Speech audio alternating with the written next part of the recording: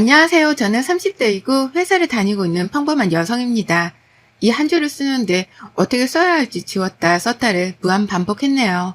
그만큼 글재주가 없는데 과연 제 사연을 잘 녹여낼 수 있을지 모르겠지만 노력해서 잘 들려드리도록 해보겠습니다. 원래 저는 경기도 광주에서 살았어요.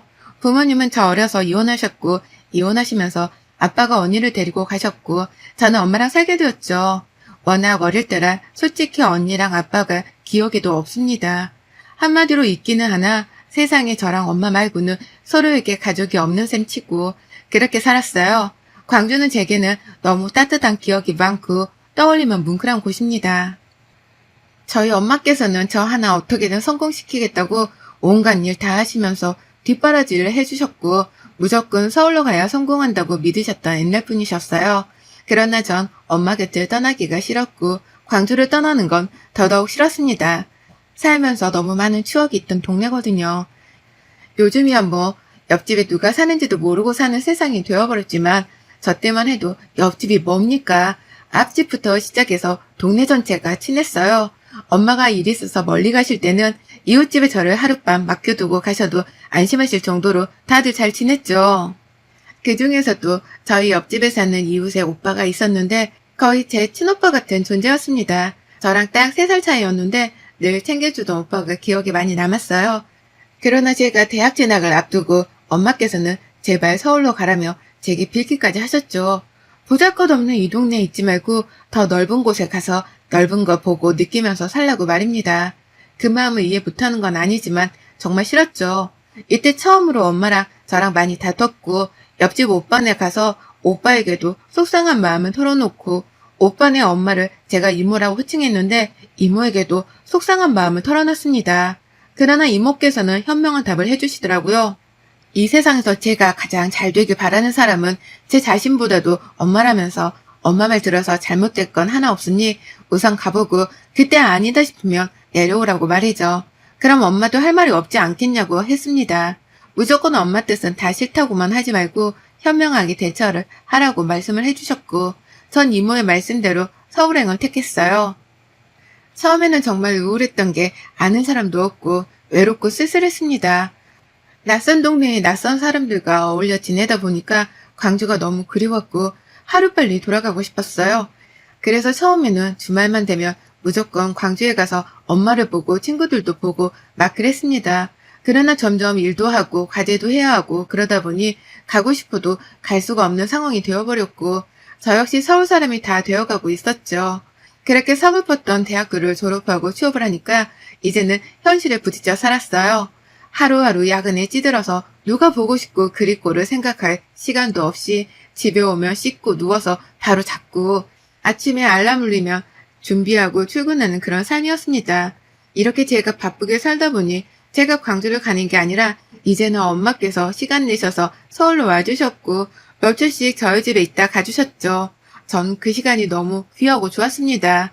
그래서 일부러 엄마가 오실 때면 어떻게든 연차를 내서 서울 구경도 시켜드리고 맛있고 예쁜 곳을 모시고 가서 이런 곳도 있다며 엄마랑 데이트도 하곤 했습니다. 제게 엄마는 삶의 이유이자 제가 존재하는 이유였습니다. 한마디로 당연한 존재였고 없어서는 안 될 존재였죠. 여느 직장인들과 다름없는 삶을 살았어요. 연애도 하고 일도 하고 또 친구들도 만나면서 자기 개발도 하고 귀찮을 때는 한없이 침대에서 뒹굴면서 시간도 보내곤 했죠. 그러나 조금 다른 게 있다면 저는 엄마가 정말 보고 싶었기에 시간이 나면 하루라도 무조건 광주를 가서 엄마를 보고 왔습니다. 그래야 뭔가 에너지가 생기는 기분이었거든요.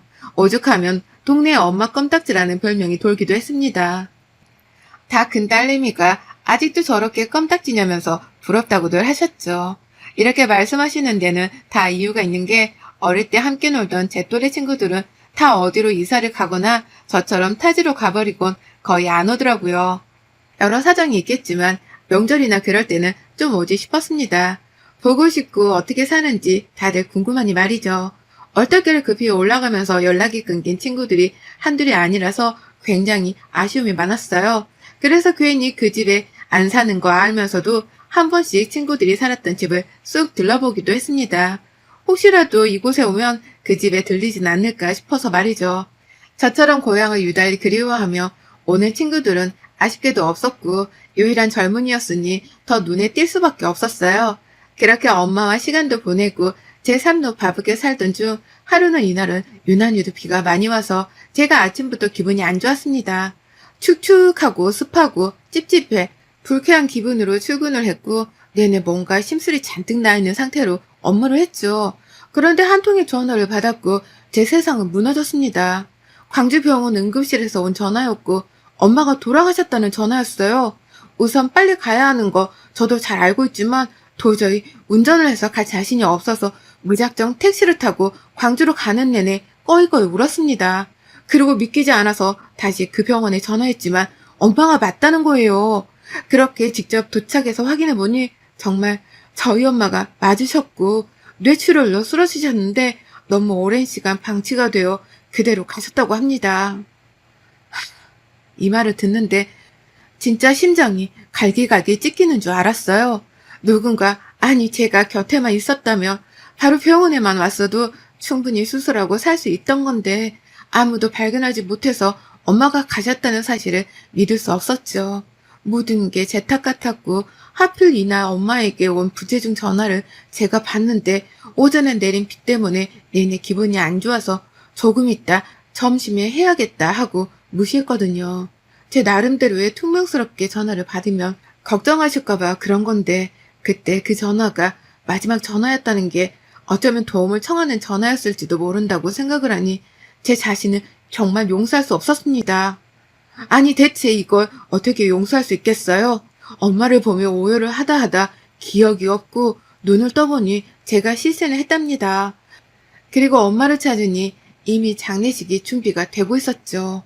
외가 식구들이 오셔서 이게 무슨 일이냐며 저를 붙잡고 오열을 하시는데도 인정할 수 없었고 이모와 한참을 끌어안고 울었습니다. 저는 엄마가 없으면 이 세상에 혼자거든요. 그리고 제가 엄마를 그렇게 보냈으니 울 자격도 없겠더라고요. 그렇게 겨우겨우 장례식을 보내고 중간에 또 실신을 했던 저는 자격도 없지만 슬픔에 잠겨 퇴사까지 했습니다. 정상적으로 생활을 할 수가 없었거든요.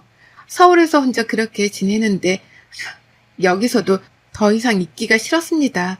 과감한 결정일 수 있지만 다 필요 없이 저는 엄마랑 살던 우리 집으로 가고 싶었어요. 그래서 서울에서의 모든 것들을 싹 다 정리하고 광주로 내려가서 엄마랑 함께 살던 우리 집, 바로 그 집에 들어가서 살게 되었습니다. 얼마 전에 왔을 때처럼 모든 게 다 그대로이고 변한 건 하나도 없는데 엄마만 없더라고요. 그렇게 그곳에서 전 꽤 오랜 시간을 아파하며 지냈습니다. 그런데 누군가 갑자기 저희 집 초인종을 누르더라고요. 아무도 만나기 싫어서 집에 없는 척을 했는데 갑자기 현관 너머로 소리가 들렸죠. 주연아, 나 동한 오빠야. 너 여기 왔다고 들었는데 안에 있지? 너 괜찮아? 문 좀 열어줘봐. 순간 번뜩였습니다.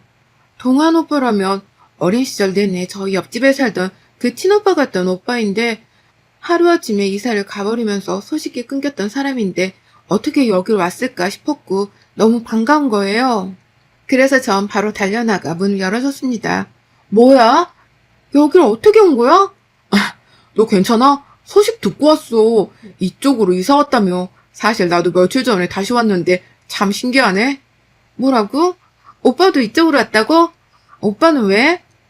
얘기하자면 긴데 너 밥도 안 먹었지? 뭐 나도 밥은 안 땡기지만 억지로 술 먹을 겸 안주 좀 먹으면서 얘기할까? 오랜만에 만난 옆집 오빠와 술 한잔하게 되었습니다. 그리고 대체 어떻게 된 영문인지에 대해 들을 수 있었어요. 저야 뭐 제가 이곳에 온 사실을 동네 사람들은 다 알고 있었고 이유를 굳이 말하지 않아도 다 알기에 설명할 것도 없었죠. 그러나 이 오빠는 대체 그때 왜 갑자기 이사를 갔고 지금은 왜 이곳으로 다시 온 건지가 너무 궁금했습니다. 제가 이때 제대로 먹지도 않고 잠도 못 자는 상황이었지만 어린 시절 너무 잘 따르던 사람을 만나니 반가운 마음에 웃음도 나고 잠시나마 엄마를 잃은 슬픔을 잊을 수 있었어요. 술을 한잔하며 대화를 나눴습니다. 대체 어떻게 된 거야? 난 무엇보다 하루아침에 갑자기 왜 떠난 건지 그게 제일 물어보고 싶어. 그때 얼마나 내가 속상했는 줄 알아? 말이라도 해주지. 대체 무슨 일이 있던 거야?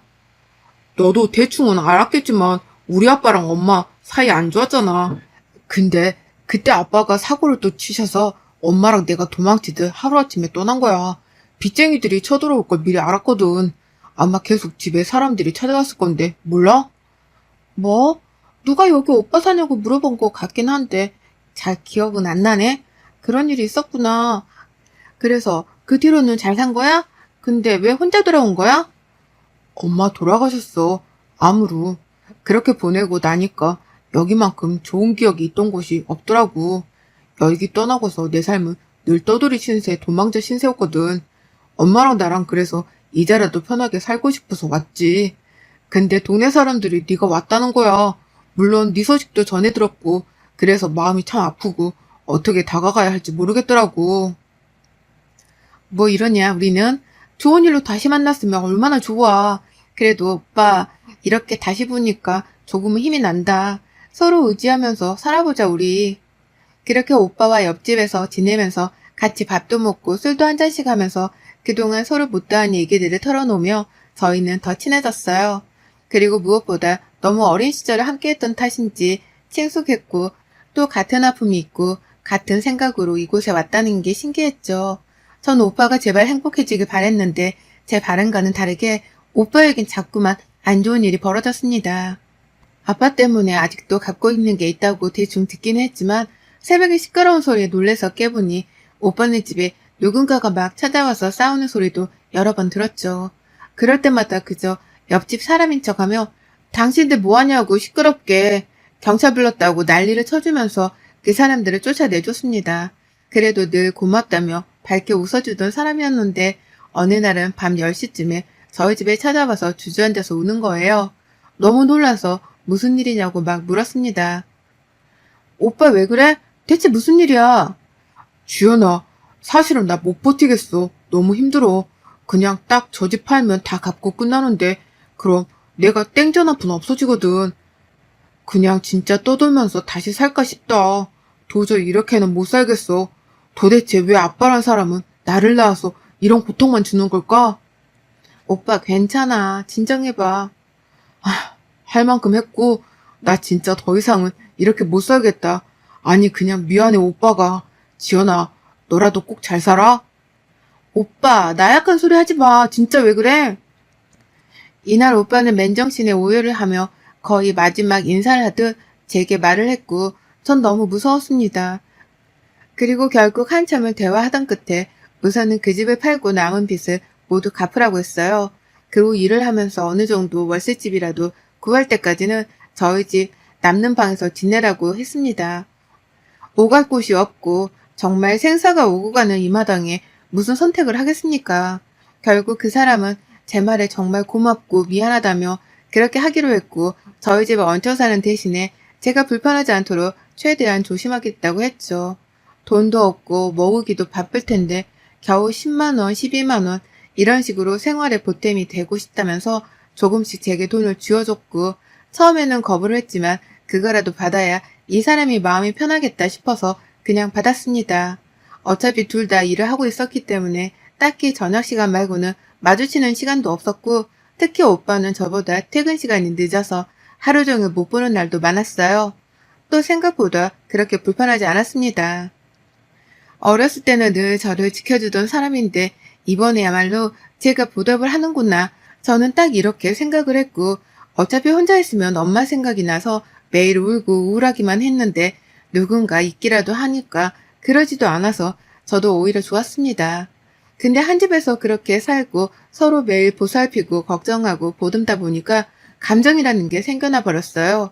사랑이라고도 하죠. 처음에는 이런 감정이 생겼을 때 이 좋은 관계를 잃을까봐 두려워서 숨기고 감추려고 노력했지만 어디 사람 마음이란 게 쉽게 감춰지나요?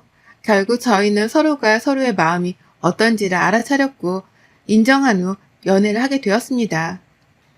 그 뒤부터는 웃는 날이 더욱 많아졌어요. 외롭기만 하고 아픈 저희 두 사람에게도 행복이 찾아온 거죠.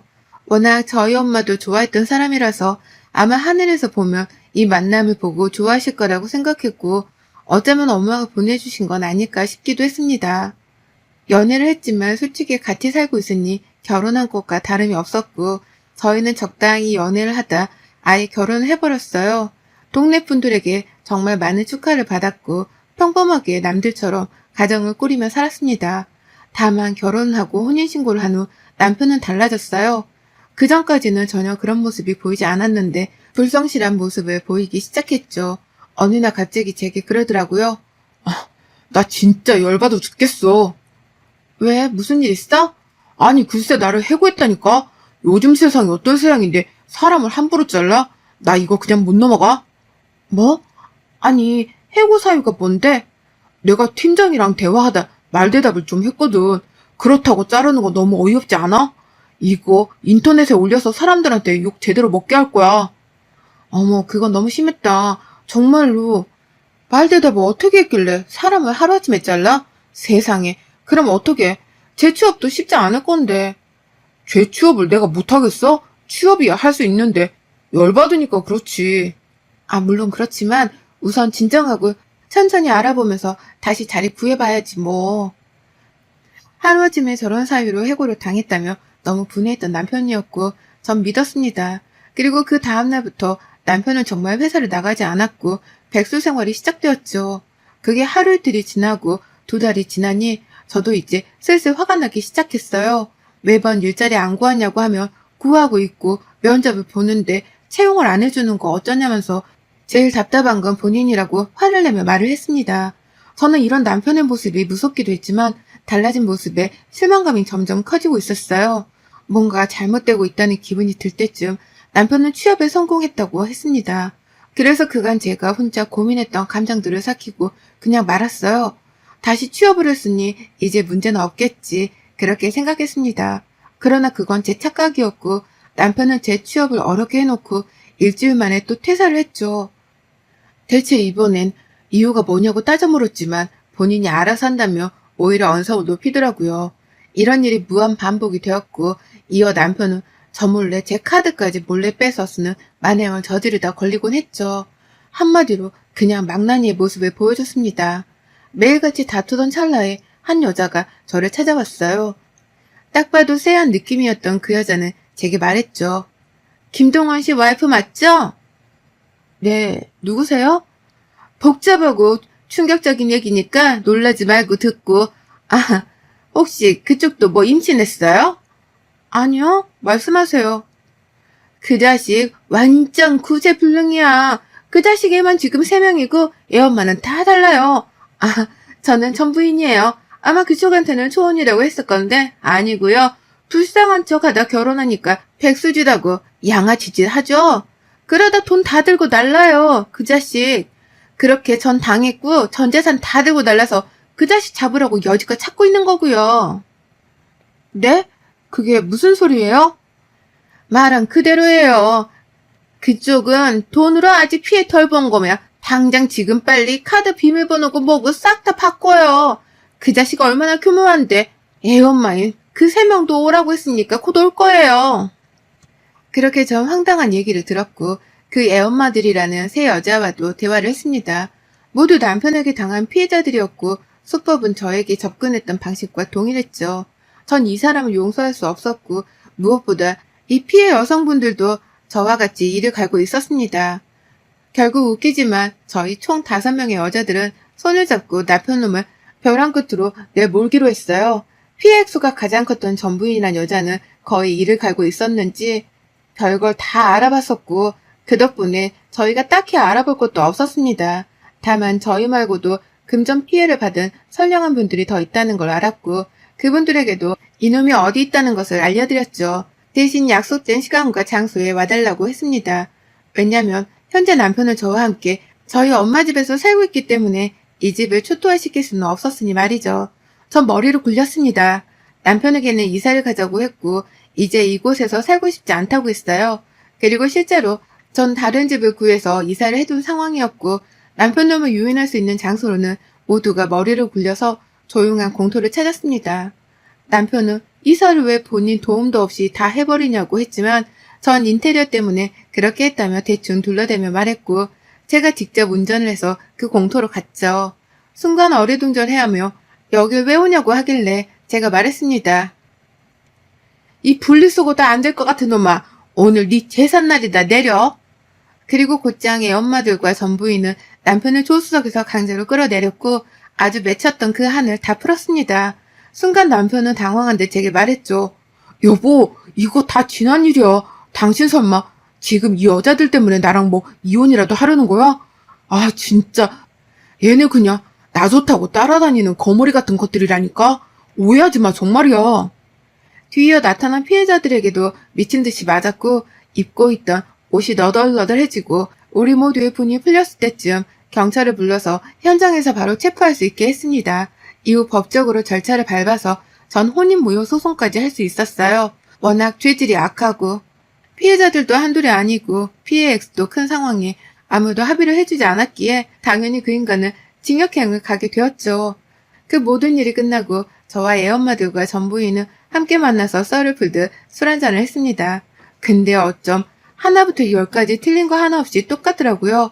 가장 아픈 약점을 잘도 건드려서 그 순간을 딱 캐치해서 접근을 하는 방식으로 늘 그랬던 거고 가장 나빴던 건 애가 생기면 쉽게 이혼을 못한다는 걸 알고 바로 애를 가지려고 노력을 많이 했다고 합니다. 그러나 저는 애를 원치 않아서 그 사람 몰래 피임을 하고 있었거든요. 천만다행이라고 생각합니다. 아무래도 정신 똑바로 차리고 살라고 하늘에서 제게 큰 벌을 내려주신 거라 생각하고 지금은 멘탈 딱 부여잡고 잘 살려고 노력 중이랍니다. 여러분의 생각은 댓글로 남겨주세요. 오늘 또 시청해주셔서 정말 감사합니다.